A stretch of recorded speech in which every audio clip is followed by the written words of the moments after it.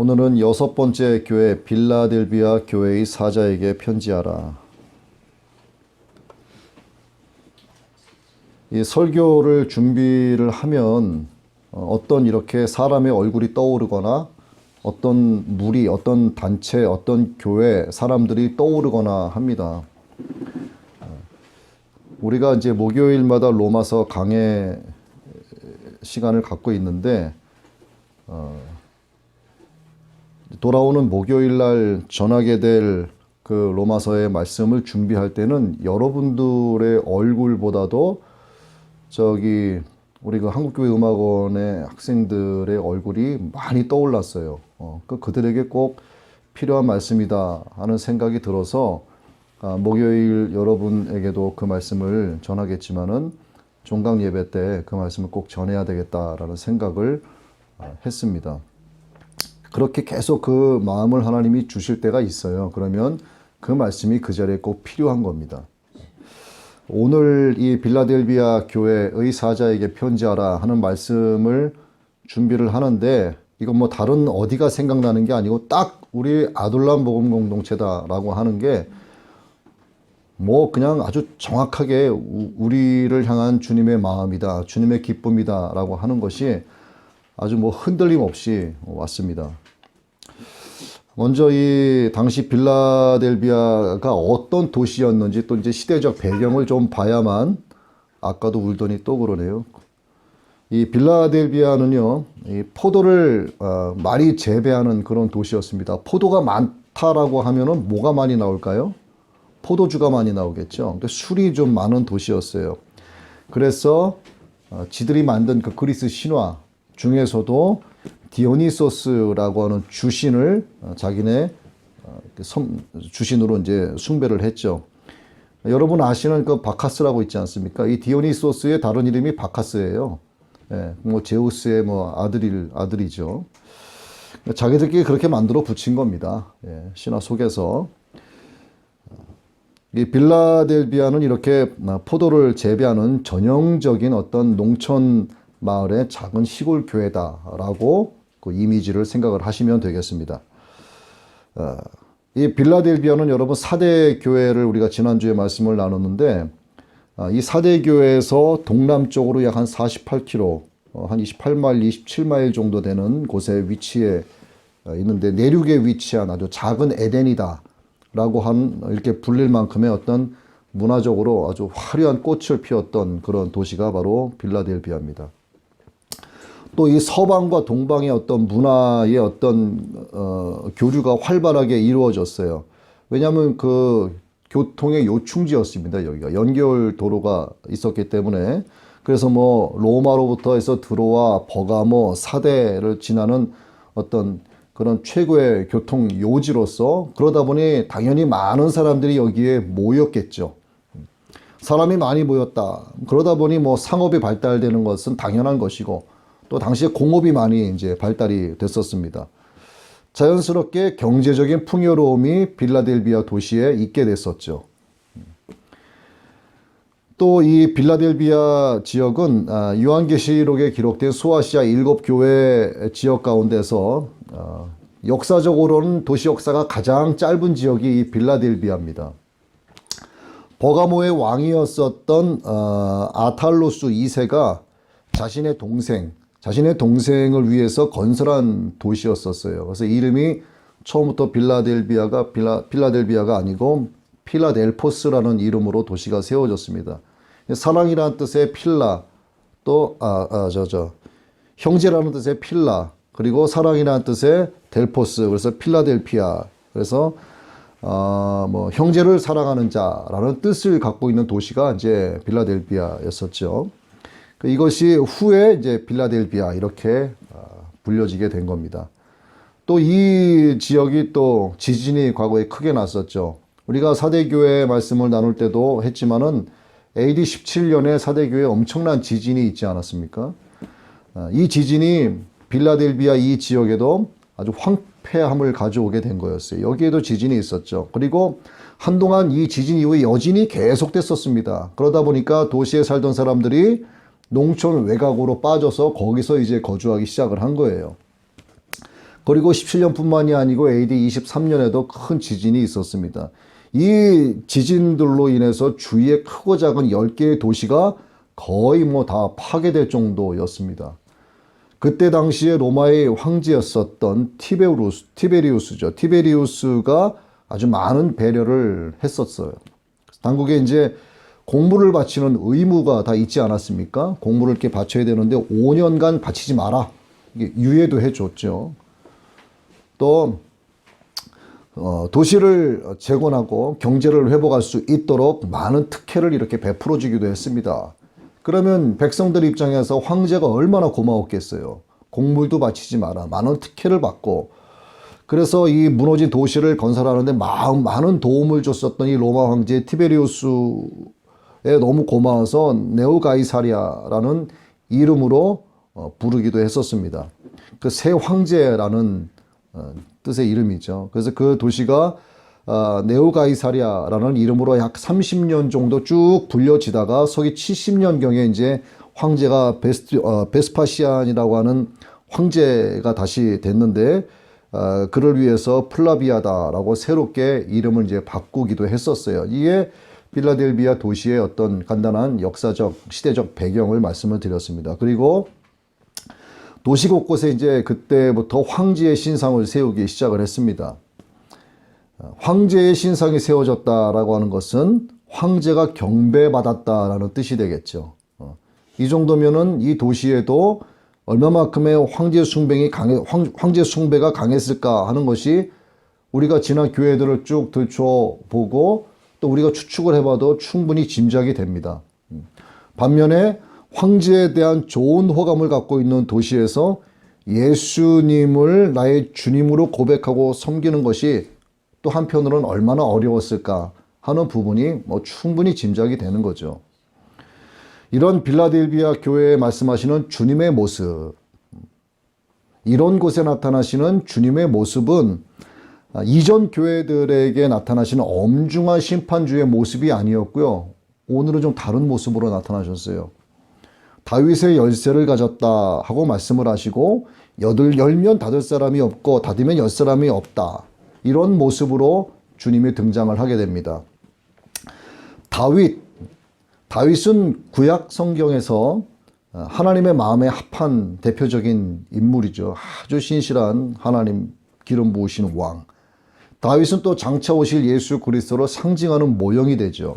그리고 열쇠라고 하는 것은 어떤 권위, 통치권을 상징하는 게 됩니다.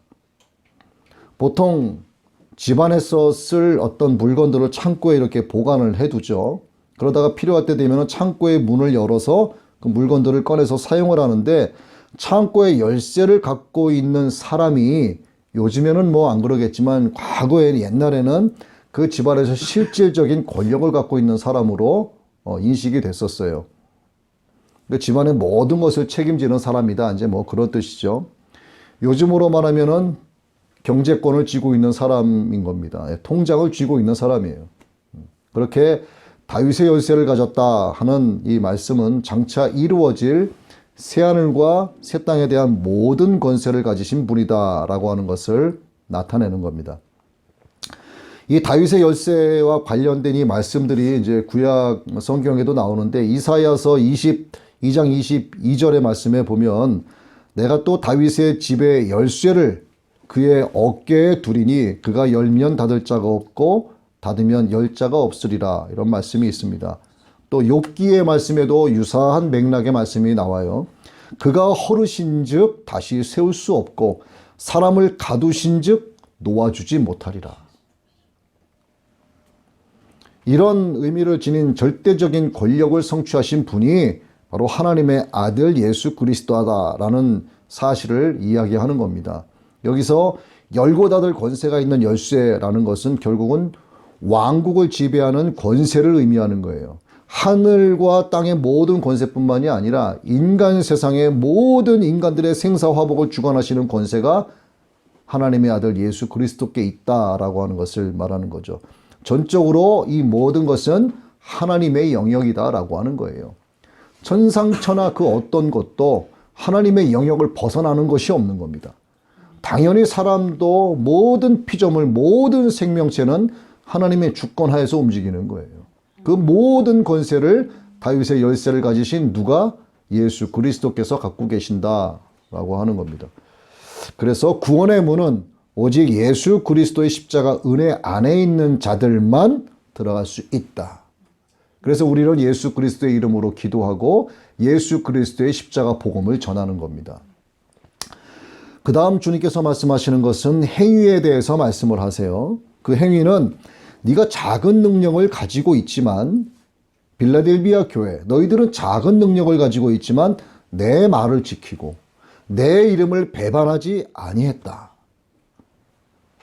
이 말씀이 나오게 된 배경을 들어보시면 왜 주님께서 이런 말씀을 하셨는가를 이해를 하시게 될 거예요. 이 교회는 서두에도 간단하게 말씀을 드렸습니다만 포도주 농사를 하면서 사는 어떤 그렇게 크지 않은 시골의 작은 농촌교회다, 이런 이미지를 떠올리면 된다고 말씀을 드렸죠.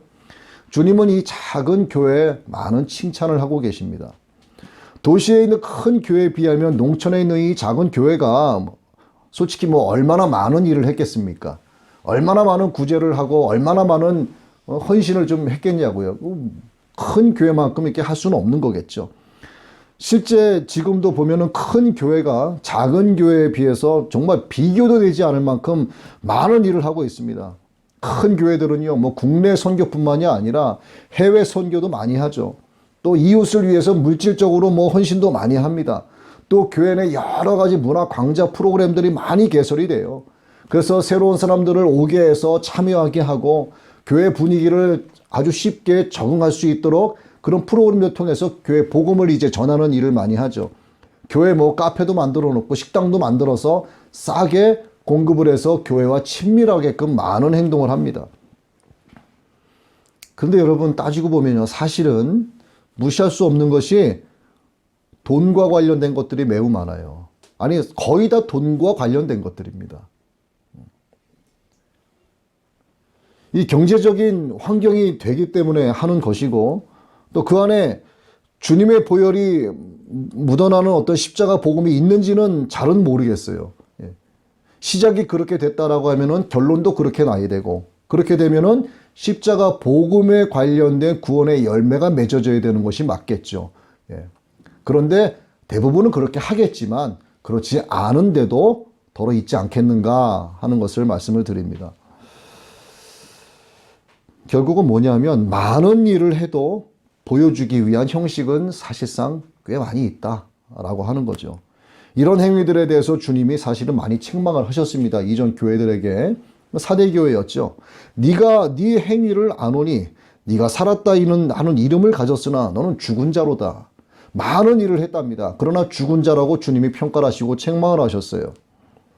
이 주님의 책망은 교회가 일을 하지 않아서 나온 것이 아니었어요. 일을 하긴 합니다. 일을 하긴 하지만 그 동기와 목적이 아버지의 뜻과 다르지 않기 때문에 주님의 책망이 이어지는 거죠.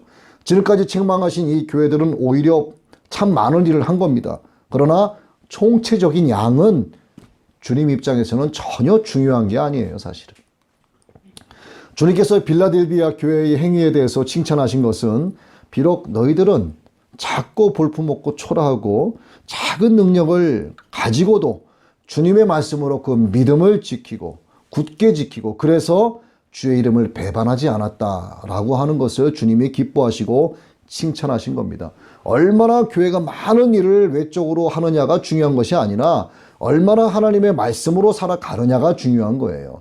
그리고 하나님의 말씀으로 살아가는 자들은 시키지 않아도 하나님의 말씀을 근거로 해서 하나님의 뜻에 합당한 행위를 하지 말래도 합니다. 안 할 수가 없는 거예요. 왜? 하나님의 사랑이 안에서 막 불타오르는데 꺼내지 않으면 내가 못 견디는 거예요. 주님이 이걸 기뻐하시는 거라 이거죠.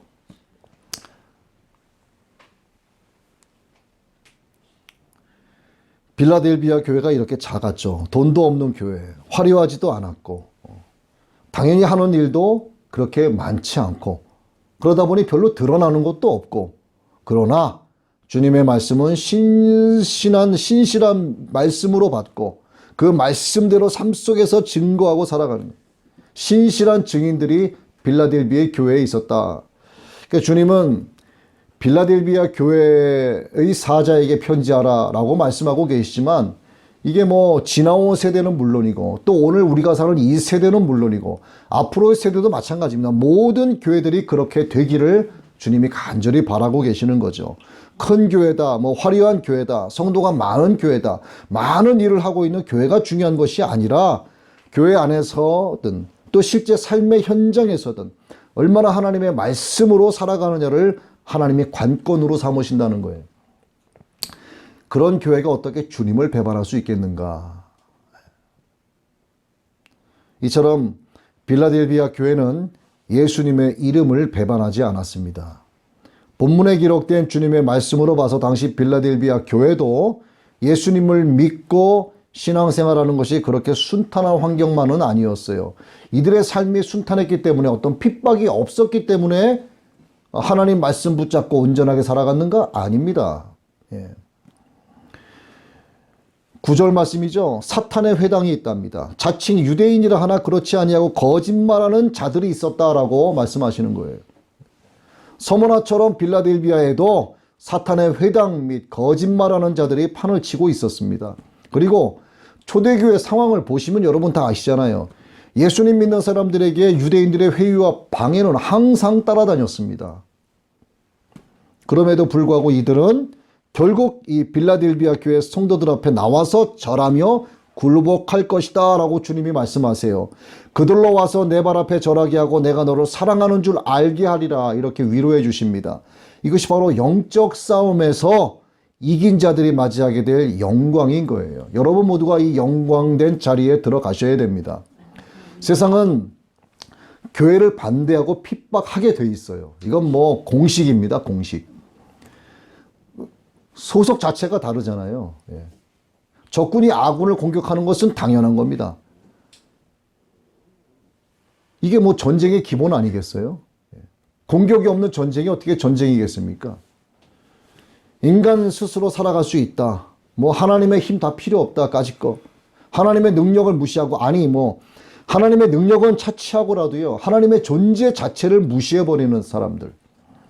제 마음대로 살겠다라고 하는 그런 그들이 하나님을 인정하지 않고 적대시하는 것은 당연한 거예요. 빛과 어둠 자체가 아예 공존 자체가 안 됩니다. 뭐 검은색과 하얀색을 섞으면 회색이 되지 않습니까? 이렇게 생각할 수 있겠지만요. 여러분 회색 분자들은요. 검은 거에 속하는 거예요. 이게 반반 섞인 게 아닙니다. 그것은 검은 거예요. 그냥.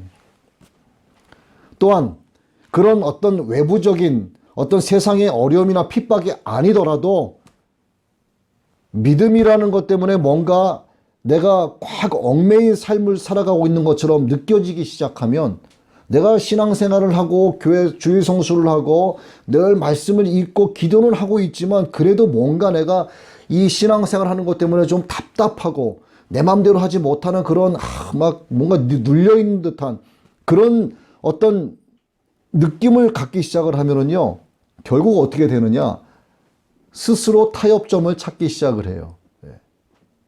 이 정도는 괜찮겠지. 이렇게 시작이 되는 겁니다. 하나님을 떠나게 될 가능성이 점차 많아지게 되는 거예요. 예수님을 믿으며 천국길 가는 것이 결코 쉬운 일이 아니다라고 하는 것을 말씀드립니다. 같은 맥락입니다만 자, 우리를 한번 보죠. 우리처럼 이런 작은 교회 여러분 맨날 보는 그 얼굴 보면서 신앙생활 하는 게요, 결코 쉽지 않은 거 제가 잘 압니다, 그거. 뭐, 우리가 큰 교회처럼 다양한 어떤 문화 강좌 프로그램이 있긴 합니까? 뭐, 성도들을 위한 문화 시설들이 준비되어 있습니까? 예배 마치면 뭐, 제대로 된 식상에서 배식 받기 위해 줄 서는 어떤 그런 즐거움이 있긴 합니까? 전혀 없잖아요. 부득이한 일로 나 하나 어쩔 수 없이 예배에 빠지게 되면 그 빈자리가 너무 큰 거예요. 그러다 보니 심적으로 부담되는 그런 교회입니다, 우리가. 예. 여러분, 제가 잘 알아요. 여러분의 마음이 어떤지 제가 잘 압니다. 이런 작은 교회일수록 신앙생활하는 것은요, 정말 어려워요. 여러분들이 얼마만큼 어려워하는지를 제가 오래 겪어봐서 잘 압니다. 그런데 저보다 더 잘 알고 계시는 분이 누굽니까? 주님이 아시는 거예요, 그 마음을. 그리고 그 믿음을 주님이 기뻐하시고 귀하게 보시는 겁니다. 여러분. 그래서 주님은 인내하면서 믿음을 굳게 잡아 지키는 교회들을 향해서 이렇게 위로의 말씀을 해주고 계시는데, 주님께서 작은 교회인 우리를 사랑해주고 계시는 줄을 오늘 우리로 알게 해주시는 겁니다. 또 세상을 이기고 승리할 수 있도록 해주시겠다라고 하는 이 거듭된 약속의 확증을 해주고 계시는 거예요. 왜? 어렵지만 작은 능력이지만 늘 굳게 붙잡고 소망을 버리지 말라 하고 말씀해 주시는 거예요. 근데 여기에는 조건이 한 가지가 있다라고 말씀하세요. 10절 말씀입니다. 네가 나의 인내의 말씀을 지켰은즉, 뭡니까? 말씀을 지키라는 겁니다. 내가 또한 너를 지켜. 네가 나의 인내의 말씀을 지키면 나 또한 너를 지키리라 말씀하시는 거예요. 그러면 시험의 때를 면하게 해주겠다.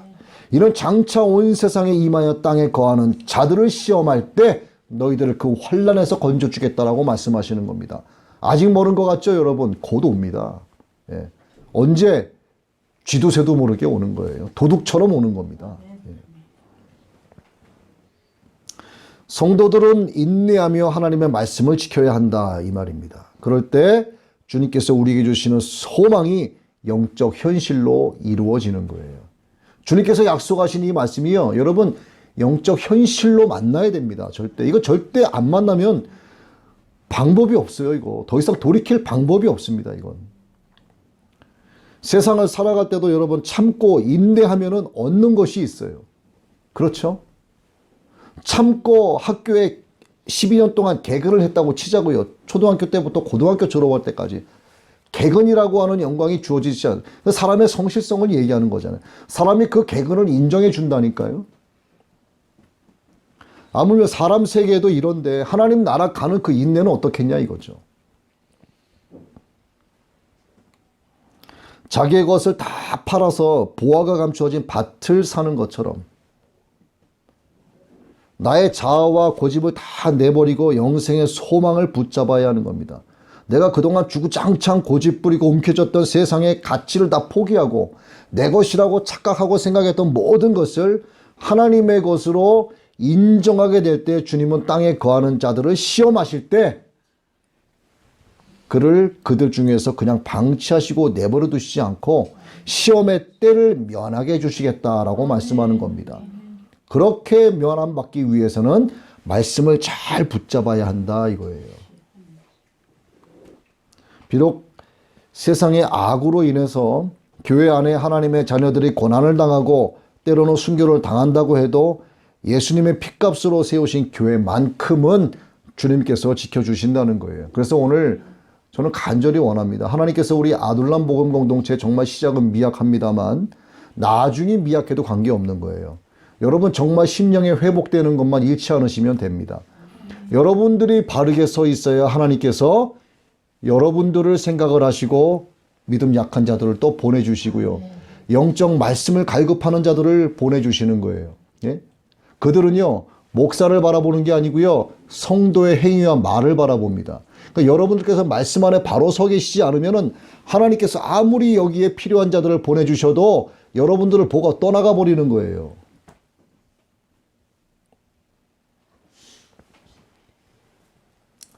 목사가 교회가 아니지 않습니까? 여러분들 한 사람 한 사람이 교회인 거예요. 교회. 여러분이라고 하는 교회를 보고 하나님께서 그 교회로 사람을 보내시는 거예요. 하지만 여러분들은 파수꾼의 사명을 게을리해서는 안 되죠. 나가서 복음을 전하고 전도해야 되는 겁니다.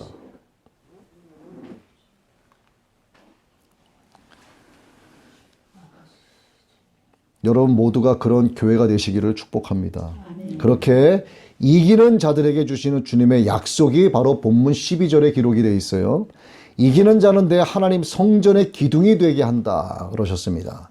그러니까 결코 다시 나가지 아니하리라. 결코 다시 나가지 않는 축복인 거예요. 내가 하나님의 이름과 하나님의 성 곧 하늘에서 내 하나님께로부터 내려오는 새 예루살렘의 이름과 나의 새 이름을 그 위에 기록하리라. 솔로몬 왕이 성전을 건축을 할 때 두 개의 기둥을 세웠죠.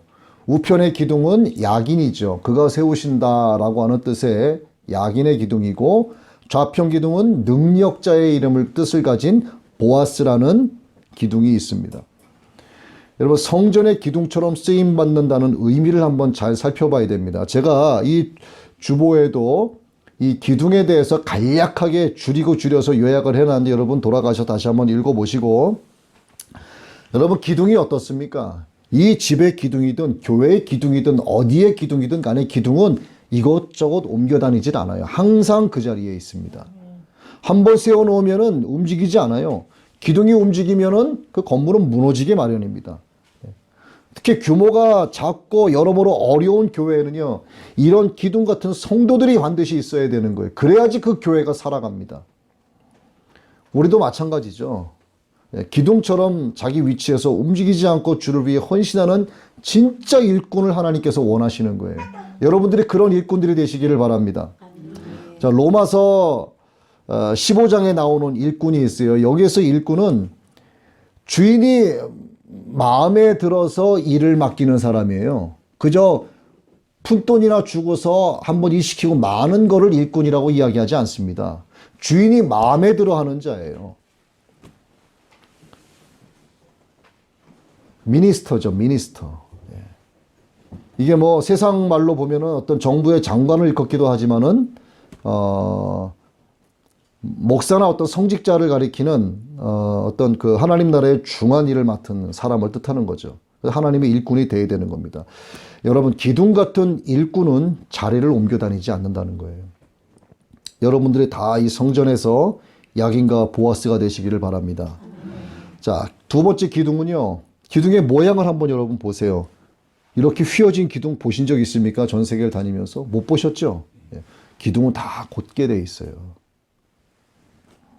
우리의 신앙이요, 이런 기둥 같은 신앙이 되어야 됩니다. 구분 신앙, 구부러진 신앙 가져서는 안 돼요. 곧은 신앙, 곧게 뻗어 있는 하나님을 향한 정직한 신앙을 말하는 겁니다. 이게 주님이 기뻐하시는 올바른 신앙이에요. 나무로 보자면요, 노아가 방주를 만들 때 사용한 고페르 나무 같은 거, 고페르 나무 같은 신앙인 거예요. 자, 고페르 나무가 곧게 뻗어 있는 나무였기 때문에 노아의 가족을 살리는 방주로 사용될 수 있었던 거예요. 여러분의 신앙이 하나님을 향해서 곧게 뻗어 있지 않고 굽어져 있으면요, 하나님은 여러분을 사람을 살리는 일꾼으로 사용하지 않는 거예요. 여러분의 믿음, 하나님을 향한 여러분의 중심이 곧게 뻗어 있어야 합니다. 그래야지 하나님께서 노아의 방주를 만든 고페르 나무처럼 사용하셔서 노아의 가족을 살리신 것처럼 여러분의 곧은 믿음을 통해서 다른 영혼들, 구원받지 못한 그 영혼들에게 여러분을 통해서 복음을 전하게 하시고 그들의 영혼을 여러분이 복음 전한 자들의 열매로 삼으시는 거예요. 그 여러분의 신앙은 곧은 믿음이어야 합니다. 자, 그리고 이 곧게 뻗은 기둥이라야 무거운 것을 떠받칠 수 있는 거죠. 자, 기둥은요, 이 무거운 천장을 떠받치고 있지 않습니까? 이 굽어 있으면은 이게 굽어 있는 쪽으로 힘이 들어가기 때문에 이게 부러지는 거예요. 그러니까 언제고 반드시 부러질 수밖에 없는 겁니다. 자, 우리로 볼까요? 우리 한번 반주자 한번 얘기해 볼까요? 반주자는 예배를 드리는 자가 아니고요, 예배를 수종드는 자예요. 저도 과거에 중학교 때부터 고등학교 졸업할 때까지인가 교회 대예배 반주를 했었어요, 제가. 뭐 피아노는 못 칩니다만 어쨌든 이 키보드로 해서 코드 눌러가면서 반주를 하고 그랬는데요. 그게요, 얼마나 부담되는지 몰라요, 사실은. 절대로 빠지면 안 되지 않습니까? 예외가 없는 거예요, 반주자는. 그런데 하나님께서 아무나 시키겠어요? 절대 그렇지 않습니다. 하나님께서 그를 이미 충성된 자로 여기시고 반주자의 직분을 주신 거예요. 예배를 수종드는 아주 귀한 직분입니다. 그러니까 여러분, 우리 반주자에서 여러분 기도 많이 해주셔야 돼요. 정말 기도하셔야 됩니다. 자, 또 기둥의 또 다른 성격을 볼까요? 자, 곧게 뻗어 있지만요, 곧게 뻗어 있어도 그 기둥 자체가 단단하고 아주 견고하지 않으면 결국 가루가 돼서 무너질 수밖에 없어요. 아주 견고한 믿음을 여러분들이 가져야 된다는 겁니다. 여러분은 약하죠. 그렇죠. 그러나 여러분, 주님께서 동물 4가지를 비유로 드신 가르침이 있습니다. 그 중에서 사반의 비유를 드셨어요. 사반은 뭐 날카로운 거라고는 없어요. 그저 동물이 오면 잡아먹힐 수밖에 없는데 저기 높은 고지대에 바위에 집을 짓고 살아요. 동물들이 그 사반을 잡아먹기 위해서 그 꼭대기까지 올라오질 못합니다. 사반은 거기 살아요. 왜? 견고한 바위를 의뢰하고 살기 때문에 걔가 살아가는 거예요. 우리가 사반 같은 존재라 이거예요. 주님의 말씀은 견고한 주님만을 의뢰하라 이겁니다. 그래야지 여러분이 모든 믿음을 갖고 있어도 견고한 주님을 의뢰하지 않으면 여러분의 믿음은 구분 믿음처럼 무너져 내리는 거예요. 이 기둥의 의미가 이렇게 많습니다. 여러분들은 곧게 뻗은 믿음, 아주 강하신 주님만을 의뢰하는 견고한 기둥, 그런 기둥의 야긴과 보아스의 하나님의 일꾼이 되어야 한다 하는 겁니다.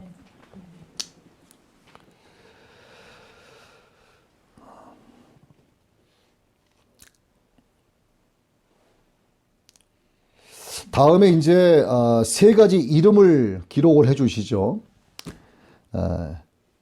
이 3가지 이름을 기록해 주시는 어떤 영광스러운 제명을 주신다 이렇게 말씀하시는데, 하나는 하나님의 이름을 주신다 그래요. 또 하나는 새 예루살렘의 이름이라고 합니다. 또 하나는 주님의 새 이름 이렇게 말씀을 하세요. 그래서 너희들을 나의 영원한 소유로 삼겠다, 이런 놀라운 은혜의 말씀을 주시는 겁니다. 자, 하나님의 이름이 뭡니까? 하나님의 백성인 거예요. 하나님의 이름, 하나님의 백성으로 삼겠답니다. 예루살렘의 이름은, 새 예루살렘의 이름은 천국의 백성 얘기하는 거예요. 또 주님의 새 이름은 그리스도 예수의 제자되는 그리스도인을 말하는 겁니다. 창조주 하나님께서 우리를 만족하고 보증할 만한 작품으로 여기셔서 저와 여러분에게 직접 이름을 새겨주시겠다, 사인해 주시겠다 이 말이에요. 이게 하나님의 소유가 된 성도입니다. 이것이 성도된 우리의 영원한 영광이요 축복인 거죠. 이 영광의 자리, 이 축복을 맞이하지 못하는 성도는 성도가 아니죠.